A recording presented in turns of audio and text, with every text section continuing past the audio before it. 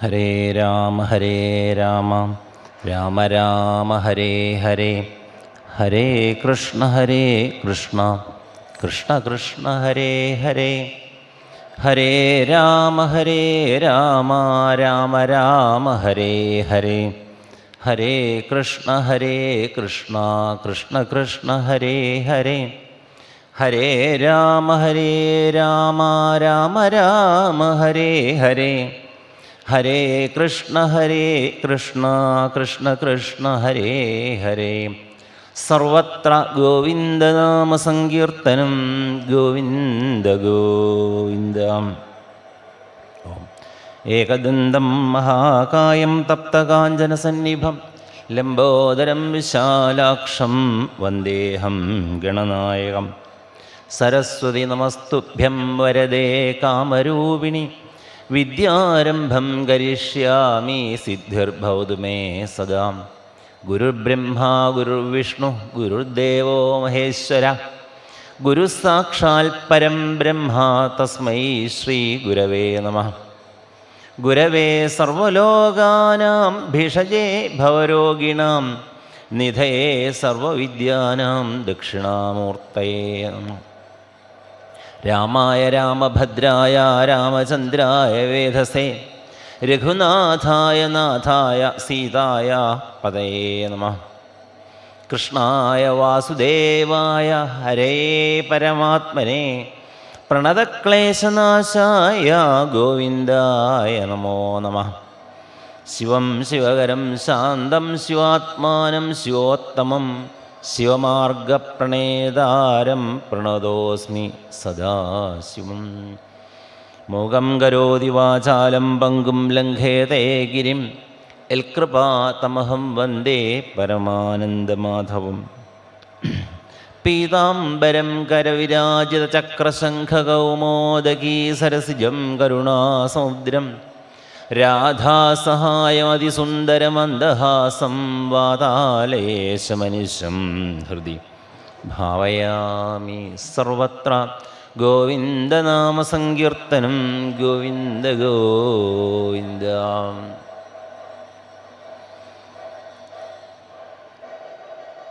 ശ്രീമദ് ഭാഗവതാമൃത സത്രവേദിയിൽ വളരെ ഭക്തിരസപൂർണമായ വിജ്ഞാനപ്രദമായ പ്രഭാഷണങ്ങൾ കേട്ടുകൊണ്ടിരിക്കുകയാണ്. അങ്ങനെയുള്ള സമയത്ത് ഈ വേദിയിൽ ഇരുന്നു കൊണ്ട് ഭഗവത് കഥകളെ ഒന്ന് അനുസ്മരിക്കാൻ സാധിക്കുന്നതിന് ഒരു വലിയ ഭാഗ്യമാണ്. മള്ളിയൂർ ഇദ്ദേഹത്തിൻ്റെ ആ അനുഗ്രഹം, അതുപോലെ ഗുരുക്കന്മാരുടെ എല്ലാം അനുഗ്രഹം, ഗുരുവായൂരപ്പൻ്റെ അനുഗ്രഹം, ഇതൊക്കെയാണ് നമ്മളെ യഥാർത്ഥത്തിൽ ഇങ്ങനെ ഒരു സാഹസത്തിന് എത്തിക്കുന്നത്. ഞാൻ കുറച്ചു നേരം മുമ്പ് വന്ന സമയത്ത് രാസക്രീഡ എന്നുള്ള ഭാഗത്തെക്കുറിച്ച് ശ്രീമതി സരിതായ്യരുടെ പ്രഭാഷണം കേൾക്കാനിടയായി.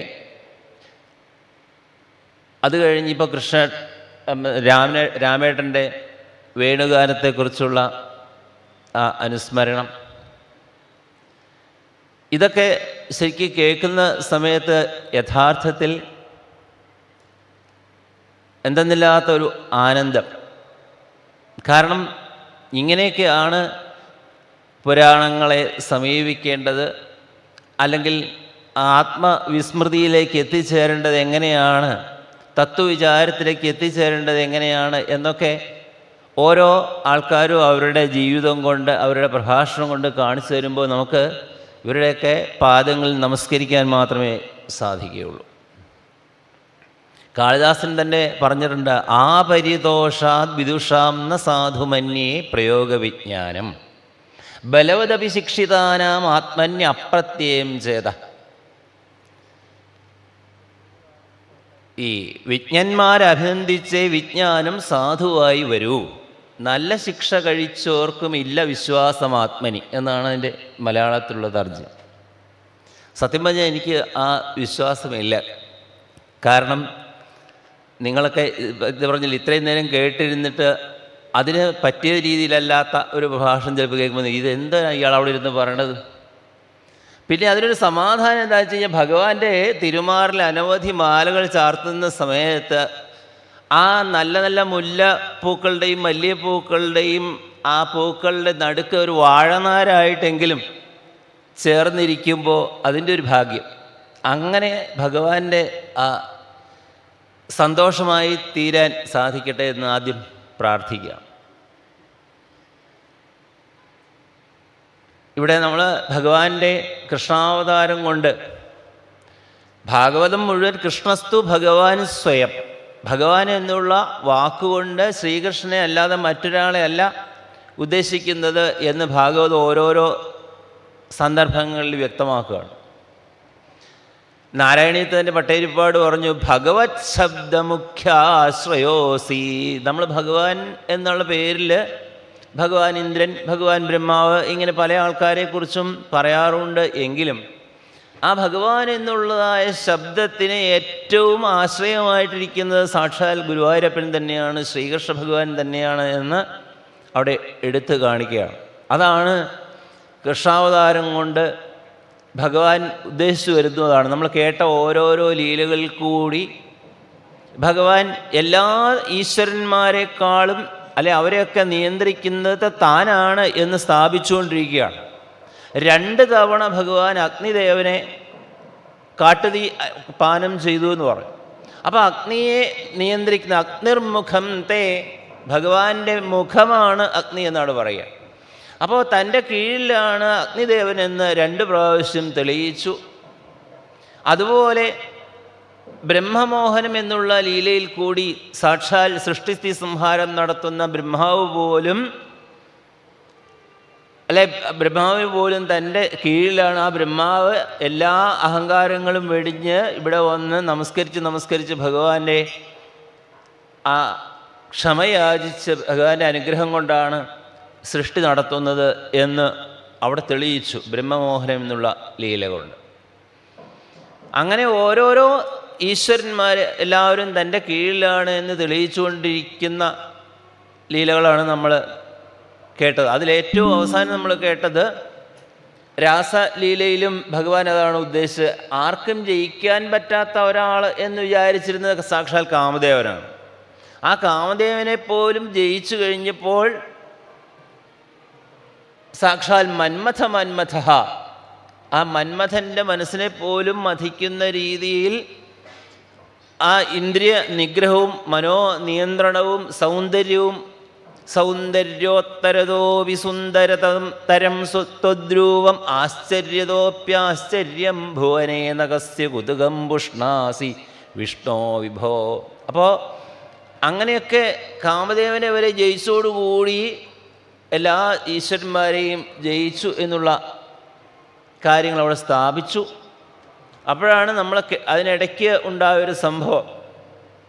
12 കൊല്ലം കൂടുമ്പോൾ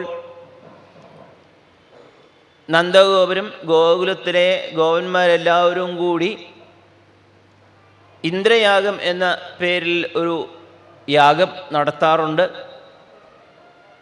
അങ്ങനെ ഭഗവാൻ ഗോകുലത്തിൽ താമസിക്കുന്ന കാലത്ത് രാമനും കൃഷ്ണനും അച്ഛൻ എന്തോ വലിയ തിരക്കിൽ ഇങ്ങനെ അനവധി ധാന്യങ്ങൾ പൊടിപ്പിച്ചു വയ്ക്കുന്നുണ്ട്, ശർക്കര, അതുപോലെ പൂജാദ്രവ്യങ്ങൾ, അവില്, മലര് തുടങ്ങിയ സാധനങ്ങളൊക്കെ ഇങ്ങനെ സംഘടിപ്പിക്കാനുള്ള തിരക്കിൽ ഓടി നടക്കുന്നത് കണ്ടപ്പം ഭഗവാന് കാര്യമൊക്കെ അറിയാം. തദ് അഭിജ്ഞോപി ഭഗവാനൊന്നും അറിയാഞ്ഞിട്ടല്ല, പക്ഷേ എങ്കിലും അറിയാത്തവനെ പോലെ ചോദിച്ചു, എന്താണ് അച്ഛാ ഇവിടെ ഒരു വല്ലാത്തൊരു പരിഭ്രമമാണല്ലോ, എന്ത് കാര്യത്തിനാണ് ഇത്രയും ഓടി നടന്ന് ഓരോന്ന് സമ്പാദിക്കുന്നത് എന്ന് ചോദിച്ചു.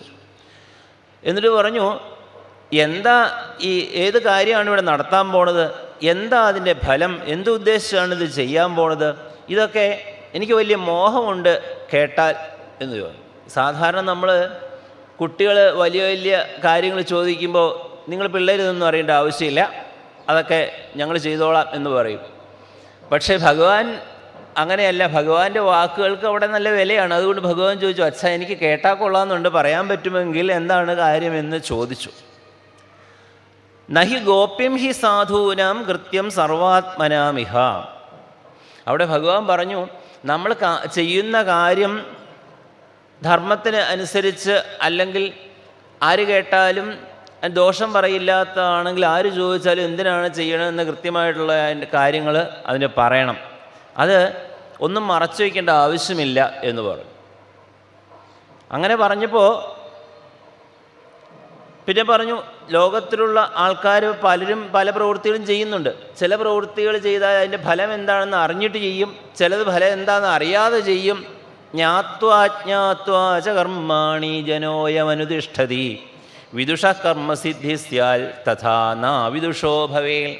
പക്ഷേ പണ്ഡിതന്മാരായ ആൾക്കാർ താൻ ചെയ്യാൻ പോകുന്ന പ്രവൃത്തി എന്താണെന്ന് മനസ്സിലാക്കുകയും അതിൻ്റെ ഫലം എന്താണ് കിട്ടുന്നത് എന്ന് വ്യക്തമായി മനസ്സിലാക്കിയതിന് മാത്രമേ ആ കർമ്മത്തിന് പുറപ്പെടുകയുള്ളൂ. അങ്ങനെ വിവരമില്ലാത്ത ആൾക്കാർ എന്തെങ്കിലും ചെയ്താൽ അതിൻ്റെ ഫലം കിട്ടുകയുമില്ല.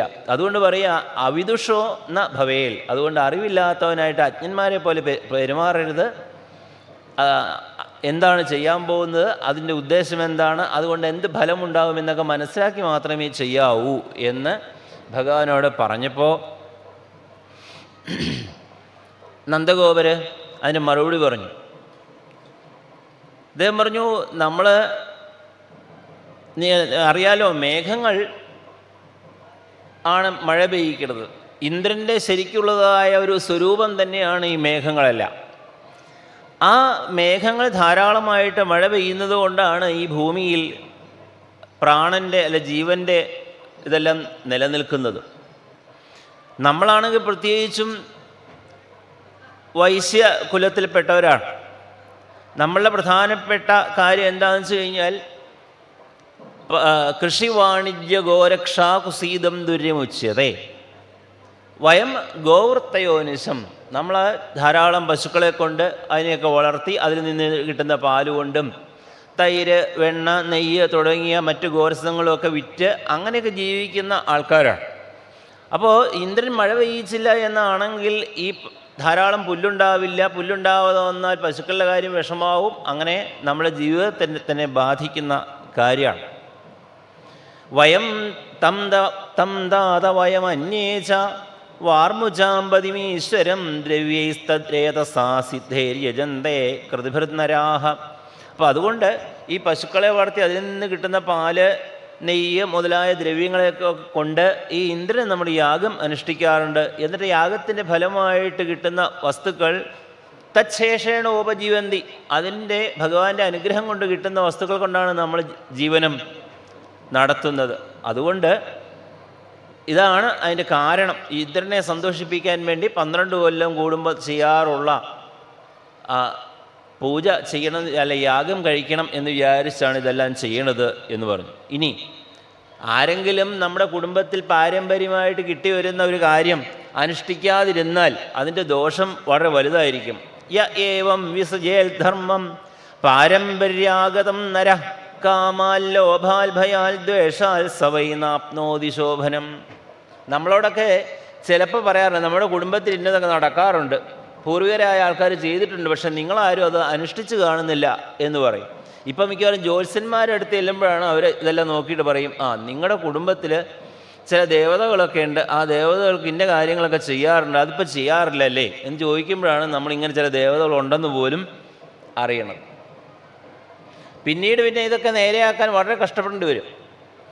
അപ്പോൾ ചിലപ്പോൾ ചെറിയ ചെറിയ ഒരു വിളക്ക് വെച്ചാൽ മാത്രം മതിയാവും, അല്ലെങ്കിൽ മാസത്തിൽ ഒരിക്കൽ ഒരു നറുക്കല നേദ്യം മതിയാവും. പക്ഷേ ഇതൊന്നും ചെയ്യാതെ വരുമ്പോൾ അതിൻ്റേതായ ദോഷങ്ങൾ, നമ്മുടെ ആ പരദേവതകളുടെ ആ സന്തോഷം ഇല്ലാതെ വരുമ്പോൾ പലതും സംഭവിക്കാറുണ്ട്. അതുകൊണ്ടാണ് ഇവിടെ പറഞ്ഞത്, എന്തുകൊണ്ടാണ് ഇതൊക്കെ നമ്മൾ നിർത്തുന്നത്? കാമാൽ ലോഭാൽ ഭയാൽ ദ്വേഷാൽ, ഇങ്ങനെ പല കാരണം കൊണ്ട് നമ്മൾ പാരമ്പര്യമായിട്ട് തുടർന്ന് പോരേണ്ട കാര്യങ്ങൾ ചെയ്യാതെ വരുമ്പോൾ അതിൻ്റെ ദോഷം ഉണ്ടാവും, അത് ശ്രദ്ധിക്കണം എന്ന് പറഞ്ഞു. അപ്പോൾ ഇത് കേട്ടപ്പോൾ ഭഗവാന് കാര്യമൊക്കെ മനസ്സിലായി. ഇന്ദ്രന് ദേഷ്യമുണ്ടാവണം എന്ന് വിചാരിച്ചുകൊണ്ട് ഭഗവാൻ മനഃപൂർവ്വം കുറച്ച് നിരീശ്വരവാദം അവിടെ പറഞ്ഞു എന്നാണ്. എന്താ ഭഗവാൻ പറഞ്ഞത്? കർമ്മണാജായതേ ജന്തു കർമ്മണൈവ വിലീയതേ സുഖം ദുഃഖം ഭയം ക്ഷേമം കർമ്മണൈവാഭിപദ്യതേ. ശരിക്കും പറഞ്ഞു കഴിഞ്ഞാൽ നമ്മളെല്ലാം കർമ്മഫലമാണ് അനുഭവിക്കുന്നത്. നമ്മളിപ്പോൾ ഈ ഒരു കുലത്തിൽ ജനിച്ചു, അല്ലെ ഒരു അച്ഛനമ്മമാരെ മകനായിട്ട് ജനിച്ചു, അല്ലെ ഇന്ന സുഖഭോഗങ്ങൾ അനുഭവിക്കുന്നു, അല്ലെ ഇന്ന ദുഃഖങ്ങൾ അനുഭവിക്കുന്നു. ഇതിനൊക്കെ കാരണം എന്താ? പൂർവ്വജന്മത്തിൽ ചെയ്തതായ കർമ്മത്തിൻ്റെ ഫലമായിട്ടാണ് ഇങ്ങനെയൊക്കെ വന്ന് ജനിക്കണം. അതുപോലെ തന്നെ ഈ ജന്മത്തിൽ ചെയ്ത കർമ്മങ്ങളുടെ ഫലവും ചിലപ്പോൾ ഈ ജന്മത്തിൽ കിട്ടും, ഇല്ലെങ്കിൽ അതിനുവേണ്ടി വേറൊരു ജന്മം സ്വീകരിക്കേണ്ടി വന്നേക്കാം. അപ്പോൾ കർമ്മം കൊണ്ടാണ് ജന്തുക്കൾ ഉണ്ടാവുന്നത്.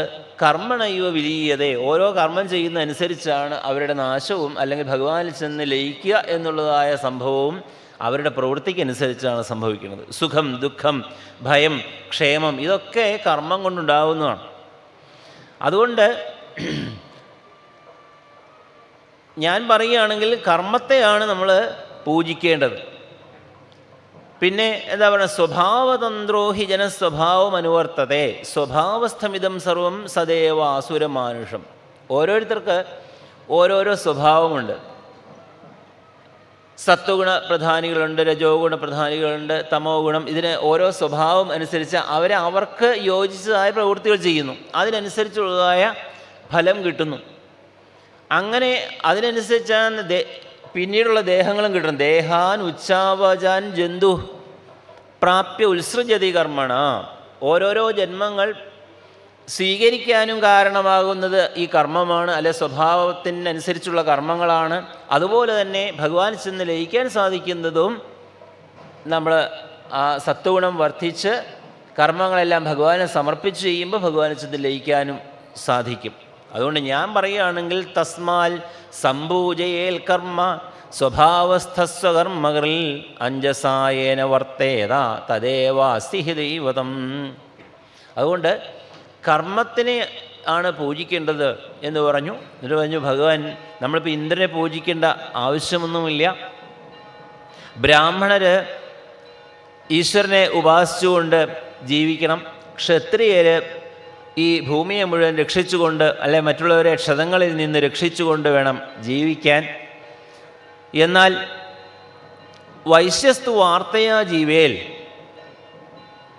വൈശ്യൻ ജീവിക്കേണ്ട വാർത്താവൃത്തി കൊണ്ടാണ്, ശൂദ്രൻ ദ്വിജസേവ കൊണ്ടാണ് ജീവിക്കേണ്ടത്.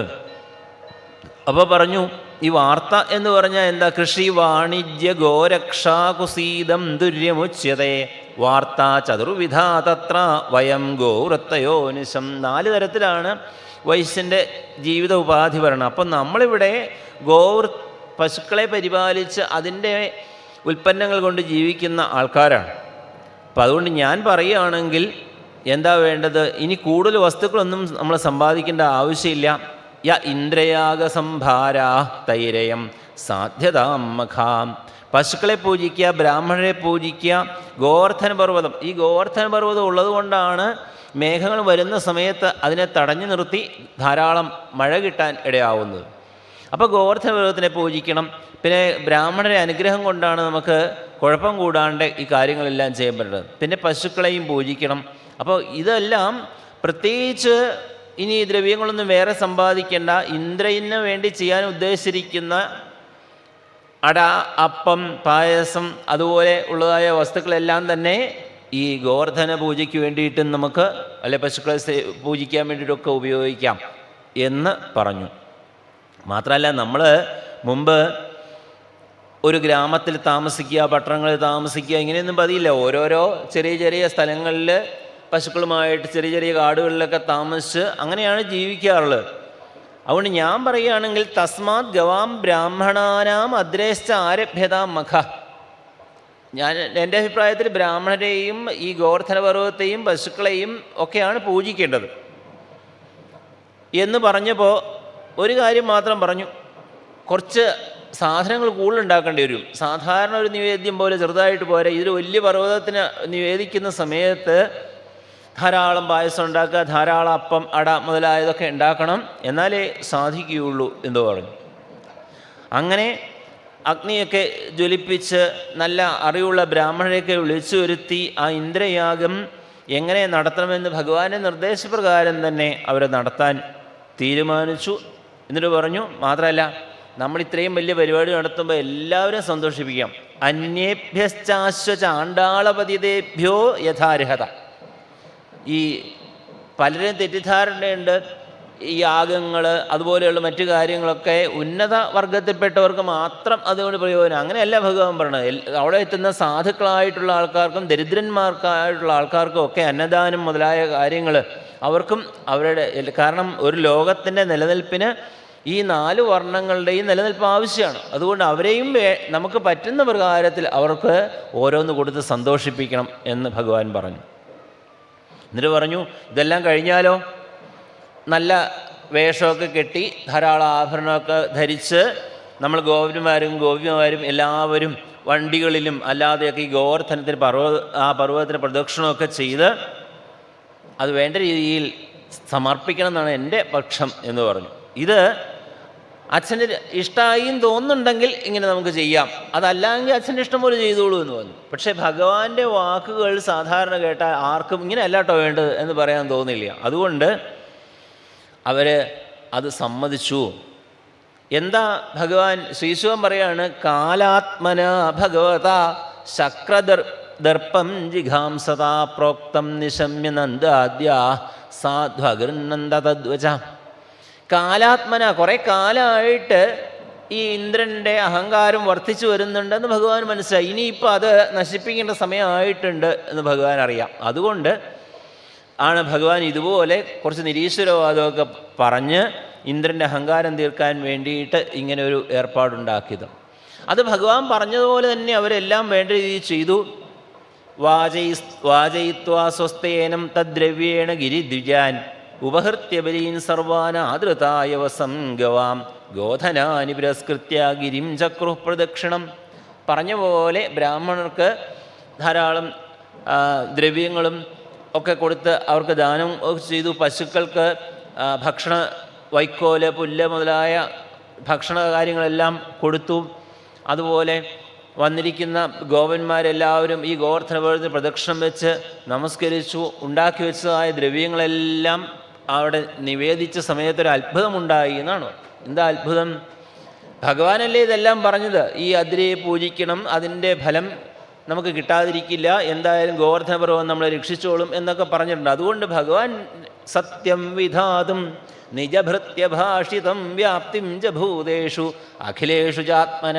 തൻ്റെ വാക്കിനെ സത്യമാക്കാൻ വേണ്ടി പൂജ ഇപ്പം ഇത്രയും കാലം ഇന്ദ്രനെ പൂജിച്ചിട്ട് ഇന്ദ്രൻ ഒരിക്കലും വന്നിട്ടില്ലല്ലോ, നേരിട്ട് നിവേദ്യ സാധനങ്ങളൊന്നും ഭക്ഷിച്ചിട്ടില്ലല്ലോ.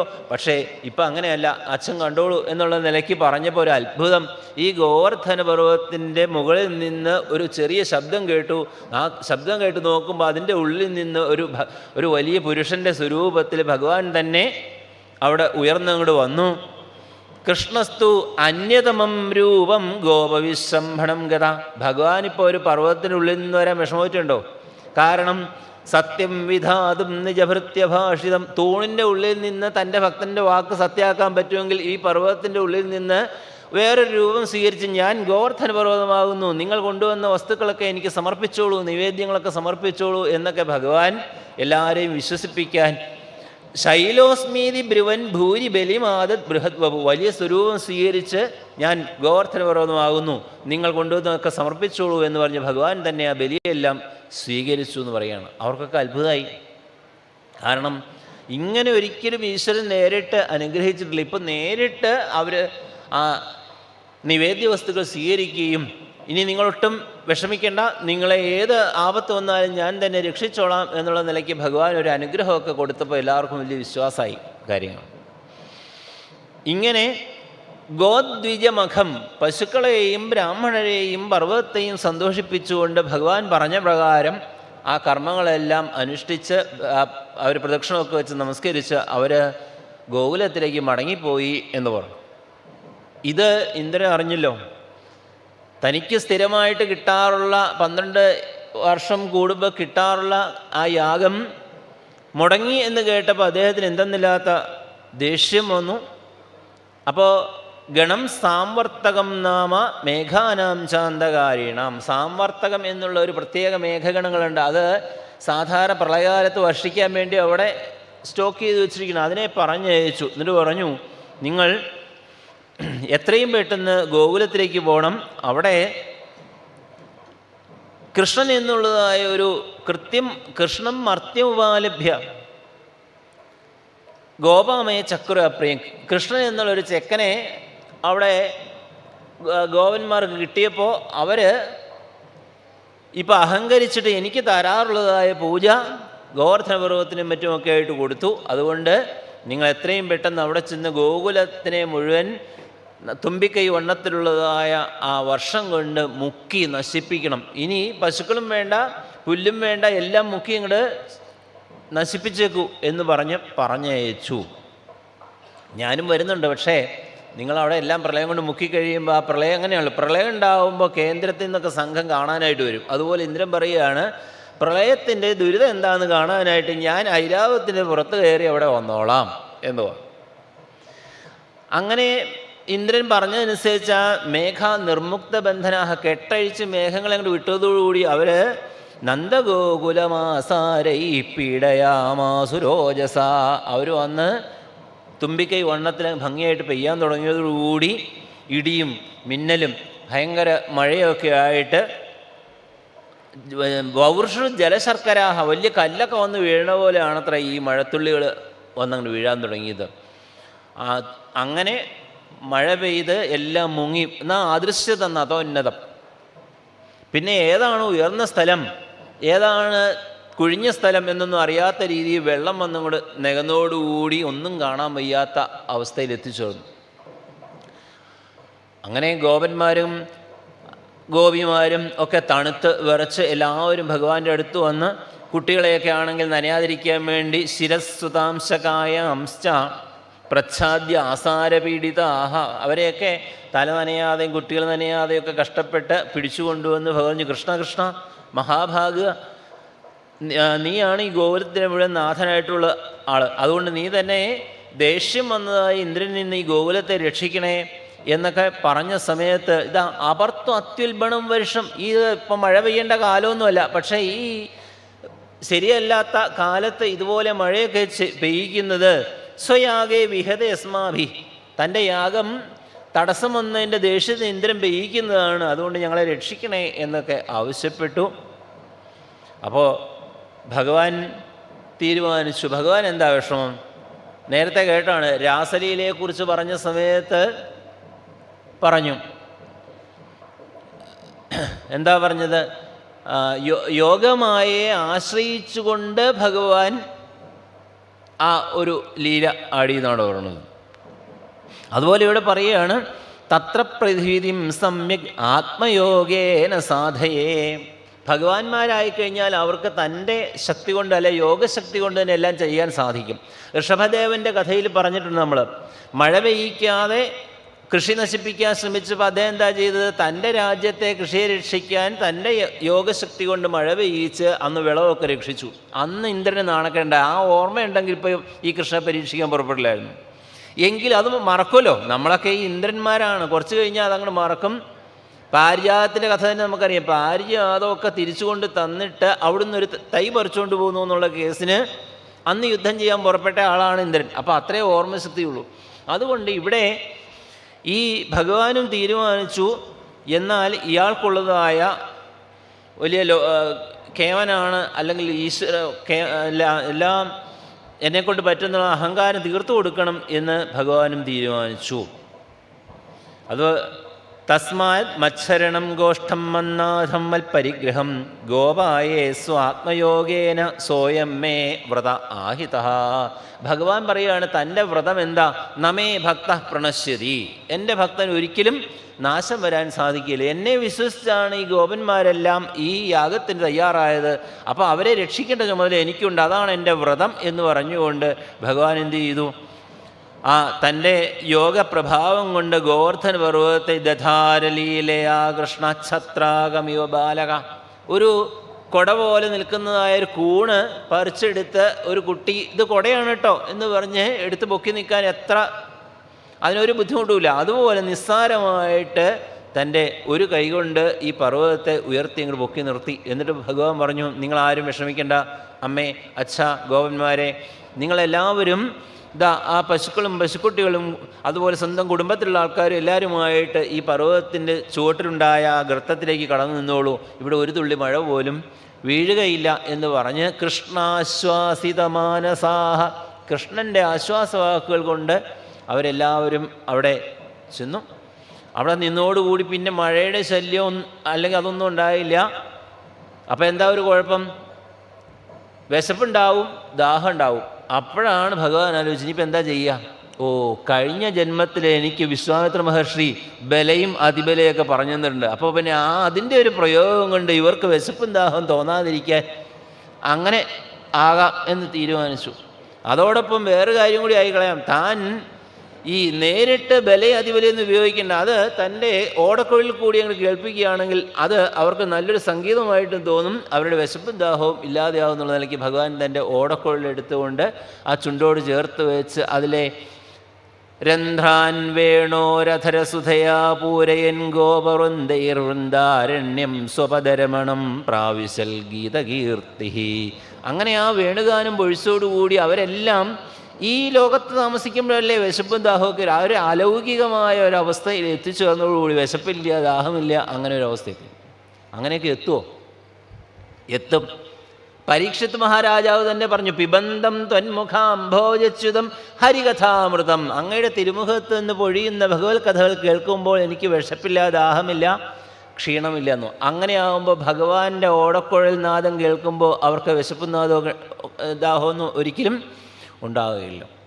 അങ്ങനെ 7 ദിവസം സപ്താഹം നാചലൽപ്പതാൽ 7 ദിവസം ഉയർത്തിപ്പിടിച്ചുകൊണ്ട് നിന്നു. ഇന്ദ്രൻ പറഞ്ഞു വിട്ട മേഘങ്ങൾക്ക് ഇനി പെയ്യാൻ വെള്ളമൊന്നുമില്ലാണ്ട് അതെല്ലാം തിരിച്ചുപോയി. ഇപ്പം എന്താ? സപ്താഹം നാചൽപ്പതാൽ ഒരു സപ്താഹം മുഴുവൻ ഭഗവാൻ ഗോവർദ്ധനപുരം പൊക്കിപ്പിടിച്ചുകൊണ്ട്, ഒരു സപ്താഹം മുഴുവൻ ഭഗവാൻ തൻ്റെ വേണുഗാനത്തിൽ കൂടി ഇവരെ സന്തോഷിപ്പിച്ചുകൊണ്ട്. ഇന്ദ്രനും ഉണ്ടായി പുറത്ത് ഒരു സപ്താഹം. പക്ഷെ പുറത്തെ സപ്താഹത്തിനൊന്നും ആരും കേൾക്കാനുണ്ടായില്ല. അകത്തുണ്ടായ സപ്താഹം മാത്രമേ അവർ വേണ്ട രീതിയിൽ കേൾക്കുകയുണ്ടായുള്ളൂ. ഇതെല്ലാം കഴിഞ്ഞപ്പോൾ ഇന്ദ്രൻ തൻ്റെ ചെയ്തത് തെറ്റാണ് എന്ന് മനസ്സിലായി. അതുകൊണ്ട് അദ്ദേഹം ഭഗവാന്റെ അടുത്ത് വന്ന് ക്ഷമ യാചിക്കാൻ തീരുമാനിച്ചു എന്നാണ്. ഭഗവാൻ എന്താ ചെയ്തത്? ഭഗവാനപിതം ശൈലം സ്വസ്ഥാനേ പൂർവവത് പ്രഭു പശ്യതാം സർവഭൂതാനാം സ്ഥാപയാമാസ ലീലയാ. എല്ലാവരോടും പുറത്തേക്ക് ഇറങ്ങിക്കോളാൻ പറഞ്ഞു. അത് കഴിഞ്ഞ് ഭഗവാൻ വളരെ നിസ്സാരമായിട്ട് ആ ഇരുന്ന പോലെ തന്നെ പർവ്വതത്തെ അതേ സ്ഥലത്ത് സ്ഥാപിച്ചു. അപ്പോൾ ഗോപിമാർക്കൊക്കെ ഒരു സന്തോഷമുണ്ടായി. അവർ ഭഗവാനെ കെട്ടിപ്പിടിക്കുക, ഉമ്മ വയ്ക്കുക. തം പ്രേമ വേഗാൽ നിഭൃതാവ്രജൗകസോ യഥാ സമീയു പരിരംഭണാദിഭി ഗോപ്യശ്ച സസ്നേഹമപൂജയന്മുദാ ദധ്യക്ഷതാഭിര്യുജുസ്സദാശിഷ. തന്നെ രക്ഷിച്ചതായ ഭഗവാനെ അവരെല്ലാം ഉണ്ണിക്ക് നന്നായി വരട്ടെ, നന്നായി വരട്ടെ എന്നൊക്കെ പല ആശീർവാദങ്ങളുമൊക്കെ കൊടുത്തു എന്ന് പറയാം. അങ്ങനെ ഓരോരുത്തരും ആ ഭഗവാൻ നമ്മളെ രക്ഷിച്ചതിൻ്റെ സന്തോഷം പ്രകടിപ്പിച്ചു. മുനിമാർ, ദേവന്മാർ പുഷ്പവൃഷ്ടിയുണ്ടായി. സിദ്ധഗന്ധർവന്മാർ അവിടുന്ന് കീർത്തനങ്ങൾ ഉണ്ടായി.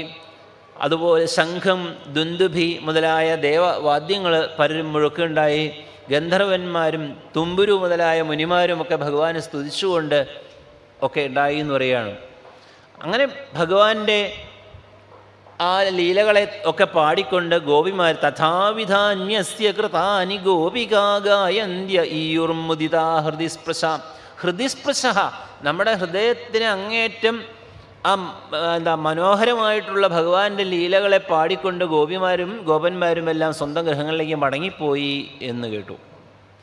ഇങ്ങനെ അത്ഭുതമായ കാര്യം സപ്തഹായനോ ബാല, വെറും 7 വയസ്സുള്ള പ്രായത്തിലാണ് ഭഗവാൻ ഇത് ചെയ്തതെന്ന് ഓർക്കുമ്പോൾ ഗോപന്മാർക്കും ഗോപിമാർക്കും എന്തെന്നില്ലാത്ത അത്ഭുതമായി. അവർ പലരും നന്ദഗോപരുടെ അടുത്ത് എന്ന് ചോദിച്ചു, അതെ ഞങ്ങൾക്ക് ചില കാര്യങ്ങൾ അറിഞ്ഞാൽ കൊള്ളാറുണ്ട്. അതദ്വീര്യവിധ പ്രോച്ചു, ഭഗവാന്റെ വീര്യം എന്താണെന്ന് അറിയാത്ത അവർ എന്ന് ചോദിച്ചു. അതെ, ഈ ഇത്രയും ചെറിയൊരു ഉണ്ണി, അത് സാക്ഷാൽ ഈശ്വരന്മാർക്കല്ലാതെ ഇതുപോലൊരു പ്രവൃത്തി ചെയ്യാൻ സാധിക്കില്ല. അങ്ങനെയുള്ള ഒരു ഈശ്വരൻ വെറും ഗോകുലത്തിൽ വന്ന് ഇടയന്മാർ നടുക്ക് ജനിക്കാൻ എന്താ കാരണം? അല്ല, ഞങ്ങൾക്ക് മനസ്സിലാവണില്ല. 7 വയസ്സ് മാത്രമുള്ളതായ ഒരു ഉണ്ണി എങ്ങനെ 7 ദിവസം ഈ പർവ്വതത്തെ പൊക്കിപ്പിടിച്ച് നിൽക്കും? അതുപോലെ തോകേന ആമീലിതാക്ഷേണ പൂതനായ മഹോജസ ഉണ്ടായിട്ട് ഒരാഴ്ച തികയുന്നതിന് മുമ്പ് പൂതന എന്നു പേരുള്ള ആ രാക്ഷസിയെ നിഗ്രഹിച്ച ആളാണ് ഇത്. അതെങ്ങനെ സാധിച്ചു? പിന്നെയോ ഒരു വണ്ടിയുടെ ചോട്ടിൽ കൊണ്ട് കിടത്തിയ സമയത്ത് ആ ശകടാസുരനെ തൻ്റെ പാദം കൊണ്ടൊരു ചവിട്ടി രജോപിനോ ദൃഷ്ടമമുഷ്യ, അവൻ്റെ പൊടി പോലും ഇല്ലാത്ത രീതിയിൽ അവനെ മോക്ഷം കൊടുത്തതും ഈ ഉണ്ണി തന്നെയാണ്. പിന്നെ 1 വയസ്സ് തികഞ്ഞ സമയത്ത് എന്താ തൃണാവർത്തൻ എന്ന് പറഞ്ഞതായ അസുരനെ കഴുത്ത് ഞെക്കി പിടിച്ചു കൊല്ലുണ്ടായി. പിന്നെ അമ്മ ഉരലിൽ കെട്ടിയിട്ട സമയത്ത് 2 നീർമരുത് വൃക്ഷങ്ങളുടെ ഇടയിൽ കൂടി കടന്ന് ആ മരങ്ങളെ വീഴ്ത്തി അതിൽ നിന്ന് ഉയർന്നു വന്നതായ 2 സിദ്ധന്മാരെ അനുഗ്രഹിക്കുകയുണ്ടായി. പിന്നെ എന്തെല്ലാം ലീലകളാണ് ഭഗവാൻ കാട്ടിയത്. വത്സേഷു വത്സരൂപേണ, പശുക്കുട്ടികളുമായിട്ട് പോകുന്ന സമയത്ത് വത്സാസുരനെ നിഗ്രഹിച്ചു, ബകാസുരനെ നിഗ്രഹിച്ചു. പിന്നെ ഒരു പാമ്പിൻ്റെ സ്വരൂപത്തിൽ കിടന്ന് എല്ലാ ആൾക്കാരെയും വിഴുങ്ങി അഘാസുരനെ നിഗ്രഹിച്ചു. പിന്നെയോ ആ കാളിയനെ വിമതം ഹ്രദ, എല്ലാവർക്കും കുടിക്കാനും കുളിക്കാനും ഒക്കെ പറ്റിയതായ നല്ല ശുദ്ധജലം ഉണ്ടാകാൻ വേണ്ടി കാളിയനെ അവിടെ നിന്ന് ഓടിച്ച് രമണകം ദ്വീപിലേക്ക് പറഞ്ഞയച്ചു. ഇത്രയൊക്കെ കാര്യങ്ങൾ ഒരു സാധാരണ ബാലന് ചെയ്യാൻ പറ്റുന്ന കാര്യമില്ല. അതുകൊണ്ട് ആരാ ഈ കൃഷ്ണൻ എന്ന് ചോദിച്ചപ്പോൾ നന്ദഗോപര് പണ്ട് പേരിടാനായിട്ട് വന്ന സമയത്ത് ഗർഗൻ പറഞ്ഞതായ വാക്യങ്ങൾ തന്നെയാണ് പറഞ്ഞത്. ശ്രൂയതാമേ വചോ ഗോപാ വേദു ശങ്കാചോർഭകേ ഏനം കുമാരമുദ്ദിശ്യ ഗർഗോമേ യദുവാച. ഈ ഉണ്ണിയെക്കുറിച്ച് ഗർഗമഹർഷി അന്ന് പറഞ്ഞതായ ചില കാര്യങ്ങൾ ഞാൻ പറയാം, അത് കേട്ടോളൂ, നിങ്ങളുടെ ആശങ്കകൾ മുഴുവൻ തീരും എന്ന് പറഞ്ഞു. വർണ്ണാസ്ത്രയ കിലാസ്യാസൻ, ഈ ഉണ്ണിക്ക് ഓരോ യുഗത്തിലും ഓരോ നിറമാണ്. ശുക്ലോ രക്തസ്തഥാപീത ഇതാനീം കൃഷ്ണതാം ഗത. വെളുത്ത നിറം, ചുവപ്പ് നിറം, മഞ്ഞ നിറം. ഇപ്പോൾ കൃഷ്ണതാം ഗത, ഇപ്പോൾ കൃഷ്ണവർണ്ണത്തിലാണ് ഭഗവാന്റെ എന്നാണ്. അതുപോലെ പ്രാഗയം വസുദേവസ്യ ക്വചിജാതസ്തവ ആത്മജ, പണ്ട് ഇയാൾ തന്നെ വസുദേവൻ്റെ മകനായിട്ട് ജനിച്ചിട്ടുണ്ട്. വാസുദേവ ഇത് ശ്രീമാനഭിജ്ഞാ സംപ്രചക്ഷത, അതുകൊണ്ട് വാസുദേവൻ എന്നുള്ളതായ ഒരു പേരിൽ ഇവൻ അറിയപ്പെടും. പിന്നെ ഇത് മാത്രമല്ല കേട്ടോ, ബഹൂനി സന്ധി നാമാനി രൂപാണിച്ച സുതസ്യതേ, അവിടുത്തെ പുത്രന് അനവധി നാമങ്ങളും അനവധി പേരുകളുമൊക്കെ ഉണ്ടാവും എന്നൊക്കെ അന്ന് ഈ ഗർഗാചാര്യ പറഞ്ഞുപോയി. വേറൊന്നും കൂടി പറഞ്ഞു. ഏതസ്മിൻ മഹാഭാഗ പ്രീതിം കുർവന്തി മാനവാഹ, ആരാണോ ഈ കൃഷ്ണനെ സ്നേഹിക്കുന്നത് അവർക്ക് യാതൊരു തരത്തിലുള്ളതായ ദോഷങ്ങളും ഒരപകടങ്ങളും സംഭവിക്കുകയില്ല. വിഷ്ണുപക്ഷാനുവാസുരാഹ, എങ്ങനെയാണോ അസുരന്മാർക്ക് വിഷ്ണോർ നാമഗ്രഹണ ഭീരവ, വിഷ്ണുവിൻ്റെ നാമം ജപിക്കുന്ന ആൾക്കാരെ ഒന്നും ചെയ്യാൻ സാധിക്കാത്തത്, അതുപോലെ ഭഗവാനെ ആശ്രയിക്കുന്ന ആൾക്കാർക്ക് ഒരാപത്തും വരികയില്ല എന്ന് പറയണ്ടായി. ഇങ്ങനെയൊക്കെ പറഞ്ഞാണ് ഗർഗൻ സ്വന്തം ഗൃഹത്തിലേക്ക് പോയത് എന്ന് പറഞ്ഞു. അപ്പോൾ ഇതെല്ലാം കേട്ടപ്പോൾ നന്ദഗോപുര വാക്കെല്ലാം കേട്ടതോടുകൂടി ദൃഷ്ടശ്രുതാനുഭാവാസ്തേ കൃഷ്ണസ്യ അമിത തേജസ്സ, അമിത തേജസ്സായിട്ടുള്ള കൃഷ്ണൻ്റെ ആ വീര്യത്തെ കണ്ടും കേട്ടും അവർ നന്ദഗോപുരെ പൂജിച്ചു, കൃഷ്ണനെയും പൂജിച്ചു എന്ന് പറയുകയാണ്. ദേവേ വർഷതി യജ്ഞ വിപ്ലവരുഷാ വജ്രാശ്മപരിഷാനിലൈ സീതൽപാല പശുസ്ത്രീ ആത്മശരണം ദൃഷ്ട്വാനുഗമ്പ്യുൽസ്മയൻ ഉൽപ്പാട്യൈകകരേണ ശൈലം അബലോ ശീലോ ലീലോച്ഛിലീന്ദ്രം യഥാ ബിഭ്രദ്ഗോഷ്ടമപാൻ മഹേന്ദ്രമദഭിൽ പ്രിയാന്ന ഇന്ദ്രോ ഗവാം. അങ്ങനെ ഇന്ദ്രൻ്റെ അഹങ്കാരം തീർത്തു കൊടുത്ത, ഗോകുലത്തെ മുഴുവൻ രക്ഷിച്ച, ആ ഗോവർദ്ധനത്തെ ഉയർത്തിപ്പിടിച്ച ഭഗവാനെ നമസ്കരിച്ചുകൊണ്ടാണ് ആ അധ്യായം സമർപ്പിച്ചത്. പിന്നീട് എന്താ പറഞ്ഞത്, ഗോവർദ്ധന പർവ്വതത്തിനെ ഉയർത്തിപ്പിടിച്ച് ഗോകുലത്തെ മുഴുവൻ രക്ഷിച്ചു എന്ന് കണ്ടപ്പോൾ ഇന്ദ്രൻ വലിയ അഭിമാനക്ഷതമായി. ഇന്ദ്രൻ സുരഭിയുടെ അടുത്ത് ചെന്ന് കൂടെ പോരണം, ഗോകുലം വരെ ഒന്ന് പോരണം, അവിടെ ചെന്ന് ഭഗവാനോട് ക്ഷമായാചനത്തിൽ വരണം എന്നൊക്കെ പറഞ്ഞ് കൂട്ടിക്കൊണ്ടുപോയി. അവിടെ ചെന്ന് ഇന്ദ്രൻ ഭംഗിയായിട്ട് ഭഗവാന്റെ കാൽക്കൽ വീണ് നമസ്കരിച്ച് സ്തുതിച്ചു. നല്ലൊരു സ്തുതിയാണ് കേട്ടോ. വിശുദ്ധസത്വം തവധാമശാന്തം തപോമയം ധ്വസ്തരജസ്തമസ്കം മായാമയോയം ഗുണസംപ്രവാഹോ ന വിദ്യതേ തേ ഗ്രഹണാനുബന്ധ. ഭഗവാൻ വിശുദ്ധ സത്വനായ ആളാണ്. അദ്ദേഹത്തിൻ്റെ വൈകുണ്ഠം എന്ന് പറയുന്നത് മുഴുവൻ സത്വഗുണം കൊണ്ട് നിറഞ്ഞതാണ്. അവിടെ രജോ ഗുണത്തിനോ തമോ ഗുണത്തിനോ പ്രവേശം തന്നെയില്ല. തപോമയം, ധ്വസ്തരജസ്തമസ്കം, രജോ ഗുണവും തമോ ഗുണത്തിനെയും മുഴുവൻ ഇല്ലാതാക്കിയ സ്ഥലമാണ്. മായാമയോയം ഗുണസംപ്രവാഹോ. അതേസമയം മായ, ഈ രജോ ഗുണവും തമോ ഗുണവും ഒക്കെ മായയുടെ സൃഷ്ടിയാണ്. അത് ഉള്ളപ്പോൾ മാത്രമേ എന്തുള്ളൂ? ന വിദ്യതേ തേ ഗ്രഹണാനുബന്ധ. സൃഷ്ടിയും സ്ഥിതിയും ഒക്കെ ഉണ്ടാവുന്നത് തന്നെ ആ മായയുടെ സ്പർശം കൊണ്ടാണ്. അതില്ലെങ്കിൽ ഇത് അപ്പോൾ വൈകുണ്ഠത്തിൽ അങ്ങനെയുള്ളതായ മായയുടെ ഒരു സ്പർശം പോലുമില്ലാത്ത സ്ഥലമാണ് എന്ന് പറഞ്ഞു. അങ്ങനെ വരുമ്പോൾ അവിടെ എന്തില്ല? കുതോനുതദ്ധേതവൈശ തൽകൃത. ഈ മായ കൊണ്ടുണ്ടാക്കപ്പെട്ടതായ ലോഭാദയോ ഏബുധലിംഗഭാവ. അബുധന്മാർ, പണ്ഡിതന്മാരല്ലാത്തവർക്ക് മാത്രം ഉണ്ടാകുന്ന കാമം, ക്രോധം, ലോഭം മുതലായ വികാരങ്ങൾക്കൊന്നും ഒരു സ്ഥാനവും ഇല്ലാത്ത സ്ഥലമാണ് വൈകുണ്ഠം. ഭഗവാനും അതില്ല, നിർഗുണനാണ്. എങ്കിലും ഭഗവാൻ ഇടയ്ക്ക് ചില കാര്യങ്ങളൊക്കെ പതിവാണ്. തഥാപിദണ്ഡം ഭഗവാൻ ബിഭർത്തി ധർമ്മസ്യ ഗുപ്തി ഖലനിഗ്രഹായ. ദുഷ്ടന്മാരെ ഇല്ലാതെയാക്കുന്നതിന് വേണ്ടിയും സജ്ജനങ്ങളെ പാലിക്കാൻ വേണ്ടിയിട്ടും ഭഗവാൻ ചിലപ്പോൾ രജോ ഗുണവും തമോ ഗുണവും ഒക്കെ ചിലപ്പോൾ സ്വീകരിക്കാറുണ്ട്, അവതാരങ്ങളൊക്കെ സ്വീകരിക്കാറുണ്ട് എന്ന് സൂചിപ്പിച്ചു. പിന്നെ പറഞ്ഞു അങ്ങാണ് എല്ലാം. പിതാ ഗുരുസ്ത്വം, എൻ്റെ അച്ഛനും ഗുരുവും, ജഗതാമധി ലോകത്തിന് മുഴുവൻ നാഥനും, ദുരത്യകാല ഒരാൾക്കും അതിലംഘിക്കാൻ പറ്റാത്ത കാലസ്വരൂപിയായതും ഭഗവാൻ തന്നെയാണ്. അതുകൊണ്ട് ഭഗവാൻ ഓരോ സമയത്ത് ഓരോ രൂപം സ്വീകരിച്ച് ഓരോരുത്തർക്ക് ചില അടികളൊക്കെ കൊടുത്ത് അവരെ നേരെയാക്കാൻ ചില ശിക്ഷകൾ ചെയ്യാറുണ്ട്. അതെനിക്കും സമ്മതമാണ് എന്ന് പറഞ്ഞു.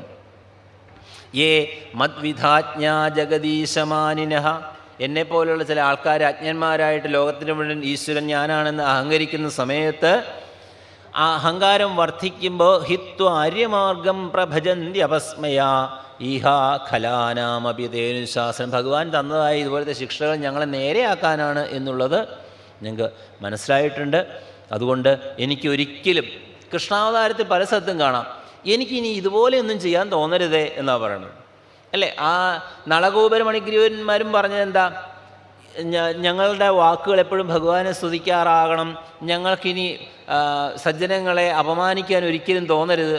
അതുപോലെ വിദ്യാധരനായിട്ടുള്ള സുദർശനും പറഞ്ഞതാണ്, സൗന്ദര്യം കൊണ്ട് അഹങ്കാരം ഉണ്ടായി ഇനി ആരെയും അപമാനിക്കാൻ തോന്നരുത്. ഇവിടെയും പറയുകയാണ് മൈവം പുനർഭൂൻ മതിരീശമേ സതി. വലിയ കേവനാണെന്നും എനിക്കെന്തും ചെയ്യാൻ പറ്റുന്നുള്ള അഹങ്കാരം എനിക്കുണ്ടാക്കി തരരുതേ എന്നുള്ള പ്രാർത്ഥന. അപ്പോൾ കൃഷ്ണാവതാരത്തിൻ്റെ പ്രധാന ഉദ്ദേശങ്ങൾ മുഴുവൻ ഏതെങ്കിലും തരത്തിലുള്ളതായ അഹങ്കാരം തൻ്റെ ഭക്തന്മാർക്ക് തോന്നിയിട്ടുണ്ടെങ്കിൽ അഹങ്കാരം തീർത്ത് അനുഗ്രഹിക്കുക എന്നുള്ളതാണ്. അത് നേരത്തെ നമ്മൾ പലതിലും സന്താനഗോപാലൻ കഥയിലെടുത്താലും അല്ലെങ്കിൽ ജരാസന്ധനായിട്ടുള്ള യുദ്ധത്തിൻ്റെ സമയത്ത് ഭീമനെ അനുഗ്രഹിച്ചു നോക്കിയാലും ഒക്കെ തന്നെക്കൊണ്ട് പറ്റും എന്നുള്ളതായ എന്തെങ്കിലും ഉണ്ടോ അത് മുഴുവൻ തീർത്തതിന് ശേഷമേ അനുഗ്രഹിക്കുകയുള്ളൂ. ബലിയുടെ അടുത്ത് എന്താ ചെയ്തത്? ഞാൻ ലോകത്തിന് മുഴുവൻ ലോകാനാം ഏകമീശ്വരം, എന്നോട് എന്തും ചോദിച്ചോളൂ എന്നൊക്കെ പറഞ്ഞപ്പോൾ അവസാനം ഒന്നുമില്ലാതെ ആക്കി തീർത്ത് ബലിയെ കൊണ്ട് പറയിപ്പിച്ചു.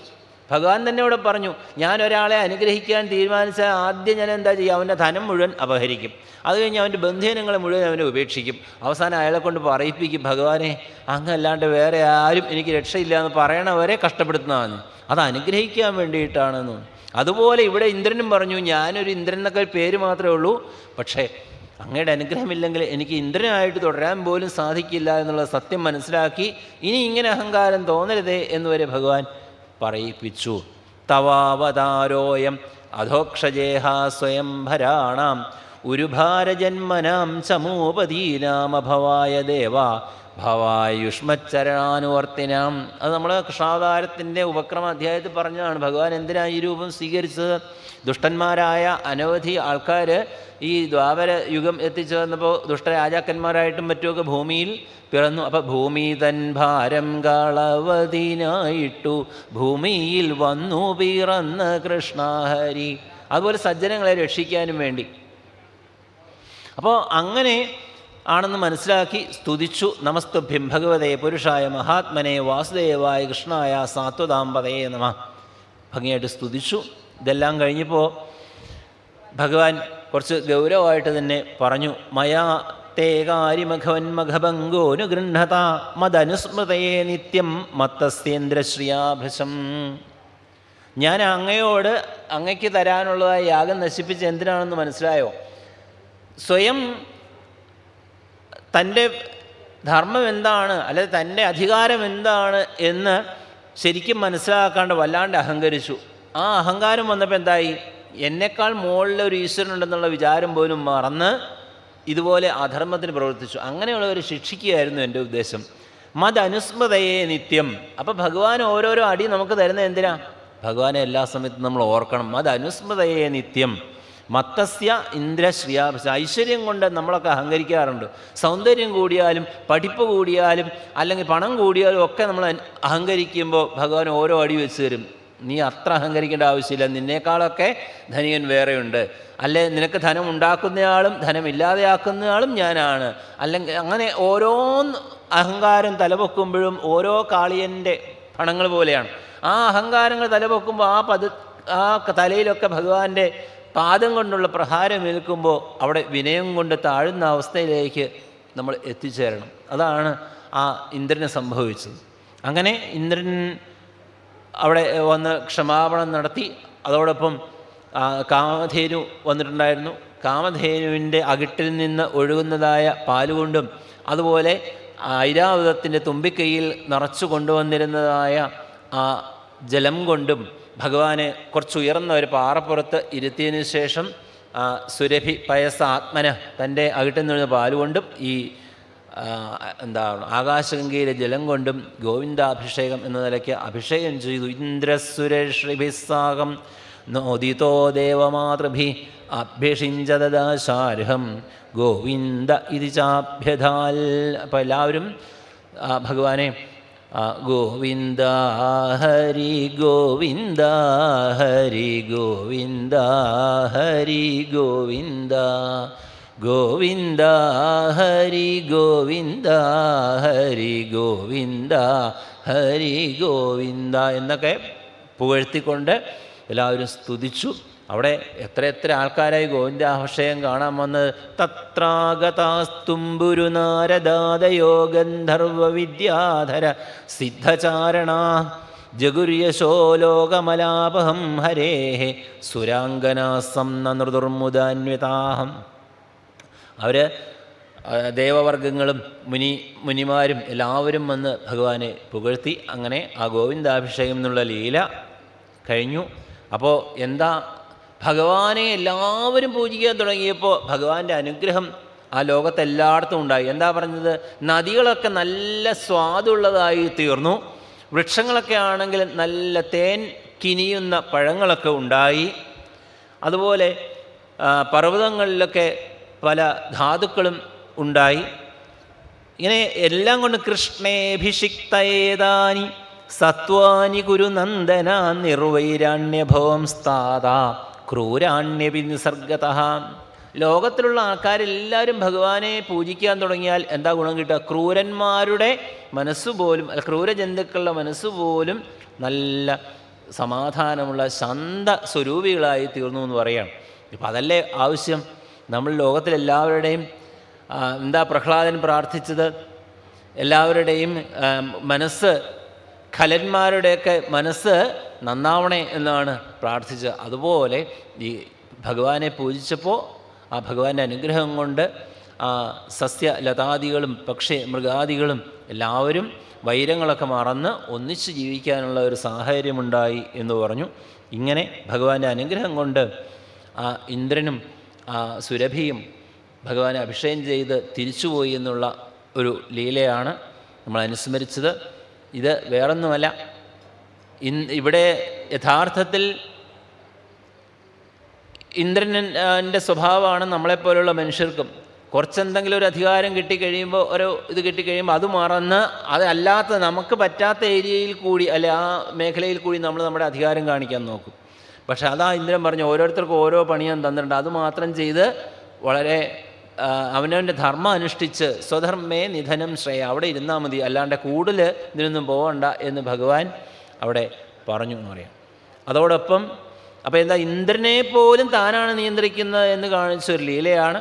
പിന്നെ ഒരു ചെറിയ ലീല, ഏകാദശി നിരാഹാരം കഴിഞ്ഞ് ദ്വാദശിക്ക് നേരത്തെ കുളിക്കാൻ നന്ദഗോപർ കാളിന്തി നദിയിൽ ചെന്നപ്പോൾ ആസുര യാമമായിരുന്നത് കൊണ്ട് ഭടന്മാർ പിടിച്ചു കൊണ്ടുപോയി. നന്ദഗോപരെ കാണാതെ ഗോപൻ യശോദയും ഒക്കെ സങ്കടപ്പെട്ട് നിലവിളിച്ചപ്പോൾ ഭഗവാനും ഏട്ടനും കൂടി ആ വരുണൻ്റെ കൊട്ടാരത്തിൽ ചെന്ന് വരുണൻ്റെ പൂജ ഏറ്റുവാങ്ങി അച്ഛനെ തിരിച്ചു കൊണ്ടുവന്നു. ഇത് അവിടെ കണ്ടതായ ഐശ്വര്യമെല്ലാം പറഞ്ഞു കേൾപ്പിച്ചപ്പോൾ വരുണൻ്റെ പൂജയൊക്കെ വളരെ ഗംഭീരമായി എന്ന് നന്ദഗോപർ പറഞ്ഞപ്പോൾ അവിടെയുള്ള ഗോപന്മാർക്കൊരു മോഹം തോന്നി. ഇങ്ങനെയൊക്കെ ആണെങ്കിലേ ഇത് ഈ കൃഷ്ണനും രാമനും സാധാരണ ബാലന്മാരൊന്നും അല്ല, സാക്ഷാൽ മാത്രമല്ല നന്ദഗോപർ പറയുകയുണ്ടായി ഇങ്ങനെ ഗർഗൻ പറഞ്ഞു എന്ന്. അങ്ങനെയാണെങ്കിൽ ആ വൈകുണ്ഠം ഒന്ന് കാണാൻ സാധിക്കുമോ? ചോദിച്ചു നോക്കാം. കൃഷ്ണനോട് ചോദിച്ചത് എന്താ സാധിക്കാൻ വിഷമം എന്ന് വിചാരിച്ച എല്ലാ മുതിർന്ന കുറേ ഗോപന്മാർ കൃഷ്ണൻ്റെ അടുത്ത് വന്ന് പറഞ്ഞു, ഞങ്ങൾക്ക് ആ വൈകുണ്ഠം ഒന്ന് കാണിച്ചു തരാൻ പറ്റുമോ? ഭഗവാൻ സത്യത്തിൽ ആലോചിച്ചു, വൈകുണ്ഠം എപ്പോഴാണ് കാണാൻ പറ്റുന്നത്? നമുക്കൊന്നും സാധാരണക്കാർക്കൊന്നും പറ്റുന്ന കാര്യമല്ല. എങ്കിലും ഭഗവാൻ എന്നോട് പറഞ്ഞാൽ ഇതെല്ലാം സാധിക്കുമെന്ന് വിചാരിച്ചല്ലേ എന്ന് വിചാരിച്ച് മഹാകാരുണികോ ഹരി, മഹാകാരുണികനായ ഭഗവാൻ ശരി കണ്ണടച്ചോളൂ എന്ന് പറഞ്ഞ് അവരെല്ലാം കണ്ണടപ്പിച്ച് അവരുടെ ഉള്ളിൽ നിന്ന് ആ ജീവാത്മാക്കളെ വൈകുണ്ഠത്തിലൊന്ന് കൊണ്ടുപോയി കാണിച്ച് തിരിച്ച് അതേ ദേഹത്തിലാക്കി. അവരവിടെ ചെന്ന് കണ്ടതെന്താ? ആ അനന്തമൂർത്തിയുടെ മെത്തയിൽ ലക്ഷ്മീദേവിയുടെയും ഭൂമിദേവിയുടെയും ഒക്കെ ശുശ്രൂഷ ഏറ്റുവാങ്ങി കിടക്കുന്ന ശ്രീപത്മനാഭനെ കണ്ടപ്പോൾ അവർക്ക് രാമനും കൃഷ്ണനും അല്ലേ ഈ അനന്തമൂർത്തിയും ഭഗവാനും എന്നൊരു തോന്നലുണ്ടായി. അത് കഴിഞ്ഞ് ആ തോന്നലുണ്ടായതോടുകൂടി തന്നെ ഭഗവാൻ തിരിച്ചു എത്തുകയും ചെയ്തു. എന്തിനാ യഥാർത്ഥത്തിൽ ഈ വൈകുണ്ഠലോകം കാണിച്ചു കൊടുത്തത്? അത് നമ്മൾ നേരത്തെ കേട്ട ഒരു ലീലയുണ്ട്, രാസലീലയുണ്ടായി. ആ രാസലീല തൻ്റെ സഹോദരിമാരെയും തൻ്റെ പത്നിമാരെയോ ഒക്കെ ഭഗവാൻ ഇതുപോലെ രാസനൃത്തത്തിന് കൊണ്ടുപോയി. അതുപോലെയുള്ളതായ മറ്റ് തെറ്റിദ്ധാരണ ഉണ്ടാവും. ഇത് ആരാ? കൃഷ്ണം വിദുഃപരം കാന്തം. കൃഷ്ണൻ എന്ന് പറഞ്ഞാൽ യഥാർത്ഥത്തിൽ ഒന്നേ ഉള്ളൂ, ഒരേ ഒരു ചൈതന്യം തന്നെയാണ്. അതിൻ്റെ പ്രതിബിംബങ്ങളാണ് ബാക്കി ജീവാത്മാക്കളെല്ലാം എന്നുള്ള ബോധം. അതുപോലെ കൃഷ്ണനോടൊരു അസൂയ, ഒന്നാ അസൂയൻ ഖലു, കൃഷ്ണനോടൊരു അസൂയയോ ഒരു ദേഷ്യമോ ഒന്നും തോന്നാതിരിക്കാൻ വേണ്ടിയിട്ട് കൂടിയാണ് ഭഗവാൻ അങ്ങനെ ഒരു വൈകുണ്ഠ ദർശനം അവർക്ക് കൊടുത്തത് എന്ന് സൂചിപ്പിച്ചു. അങ്ങനെ ഉള്ള രണ്ട് ലീലകളാണ് നമുക്ക്. അപ്പോൾ എന്താ, വരുണൻ്റെയും അധിഷ്ഠാന ദേവത, അതിനേക്കാളും അധികാരമുള്ള ദേവത താനാണ് എന്ന് ഓരോരോ അവതാരങ്ങളിൽ കൂടി അല്ലെ ഓരോരോ ലീലകളിൽ കൂടി ഭഗവാൻ ബോധ്യപ്പെടുത്തിക്കൊണ്ടിരിക്കുന്ന ലീലകളാണ് നമ്മൾ അനുസ്മരിച്ചത്. ഇപ്പോൾ സമയം ഇനി നാളെ പ്രഭാതത്തിലും ഭഗവാന്റെ മറ്റ് ലീലകൾ അനവധി കേൾക്കാനുണ്ട്. ഇത്രയും സമയം ഭഗവാന്റെ ലീലകളെ അനുസ്മരിക്കാനും സാധിച്ചത് ഭഗവാന്റെ അനുഗ്രഹം, മള്ളിയൂർ അദ്ദേഹത്തിൻ്റെ ഒക്കെ അനുഗ്രഹം, എല്ലാ സജ്ജനങ്ങളുടെയും അനുഗ്രഹം ഉണ്ടാവണം എന്ന് പ്രാർത്ഥിച്ചുകൊണ്ട് നിർത്തുന്നു. കായേന വാചാ മനസേന്ദ്രിയർവാ ബുദ്ധ്യാത്മനാ വാ പ്രകൃതേ സ്വഭാവാൽ കരോമ്യദ്യൽ സകലം പരസ്മൈ നാരായണായേതി സമർപ്പയാമി. ഹരേ രാമ രാമ രാമ ഹരേ ഹരേ, ഹരേ കൃഷ്ണ കൃഷ്ണ കൃഷ്ണ ഹരേ ഹരേ.